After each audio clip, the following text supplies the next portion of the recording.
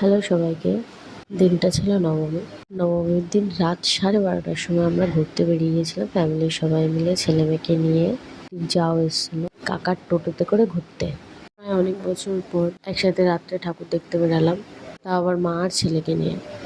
দেখতে দেখতে প্রথম প্যান্ডেলেও চলে আসলাম। লাইটিংটা জাস্ট ওয়াও হয়েছিল। এটা ছিল ব্যারাকপুরে। টোটো থেকে নেমে আমরা সবাই লাইটিং দেখতে দেখতে প্যান্ডেলের দিকে হেঁটে যাচ্ছিলাম। আমার ছেলে ঘুমিয়ে পড়েছিল, তাই ওকে কোলে নিয়েই আমার ঘুরতে হবে। আমি আর আমার মা এদিকে প্যান্ডেলের দিকে হেঁটে যাচ্ছি। আমার ঠান্ডা লেগেছে, তাই আমার ভয়েসটা এরকম, তোমরা প্লিজ একটু অ্যাডজাস্ট করে নিও। ফার্স্ট প্যান্ডেলে চলে আসলাম। প্যান্ডেলটা খুব সুন্দর হয়েছিল। প্যান্ডেলের ভিতরে কাজগুলো খুব সুন্দরভাবে করা হয়েছিল। আর এই যে দেখো, আমার দিদির মেয়ে প্যান্ডেলে ঢুকে কত খুশি, খুব আনন্দ হয়েছে। প্যান্ডেলটা থেকে বেরিয়ে গেলাম, বেরিয়ে গিয়ে অন্য প্যান্ডেলে যাচ্ছিলাম।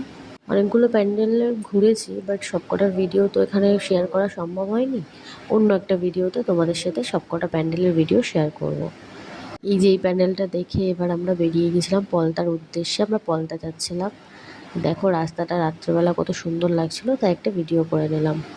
ফার্স্ট প্যান্ডেলে ঢুকেই দেখি এরা নাচানাচি করছে ঠাকুর দেখতে এসে, তাই আমি একটু নেচে নিচ্ছিলাম।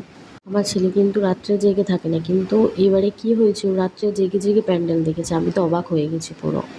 আর ও কোনো জ্বালাতনও করেনি যেভাবে জ্বালায় ও। এই যে চলে আসলাম আর একটা প্যান্ডেল। এই প্যান্ডেল ঠাকুরটা আমার খুব সুন্দর লেগেছে।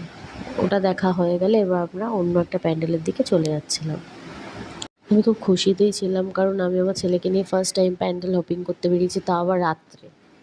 আজকে সারা রাত হেঁটে হেঁটে আমার সাথে ঠাকুর দেখেছে। দেখো, ও তো কোলে থাকতেই চাইছিল না, শুধু নেমে হাঁটবে, তাও আমি জোর করে 2-3 বার কোলে নিয়েছি। আর এই প্যান্ডেলটা এসে ও লাইট দেখে ওখান থেকে আর কোথাও যাচ্ছে না। এই প্যান্ডেলটা আমার সব থেকে বেশি ভালো লেগেছে, খুব সুন্দর হয়েছে। তারপরে গিয়ে চলে আসলাম পাপড়ি চাটের দোকানে। ভাবো, ওই রাত্রে আমরা পাপড়ি চাট খেয়েছি রাত্রি 3:30টার সময়। পাপড়ি চাটটা ভালো ছিল না। যে টোটোতে উঠে বাড়ি ফেরার সময় ছেলে ঘুমিয়ে গেছে। আর আমার ভাইয়ের আবদার, আমার ভাই বাপি বিরিয়ানি খাবে ভোর 4টের সময়, তাই দাঁড়িয়ে পড়লাম ওখানে বিরিয়ানি নিতে। বিরিয়ানি নেওয়ার পর বাড়ি চলে যাবো। এটা ভালো লাগলে লাইক করবে, শেয়ার করে দেবে।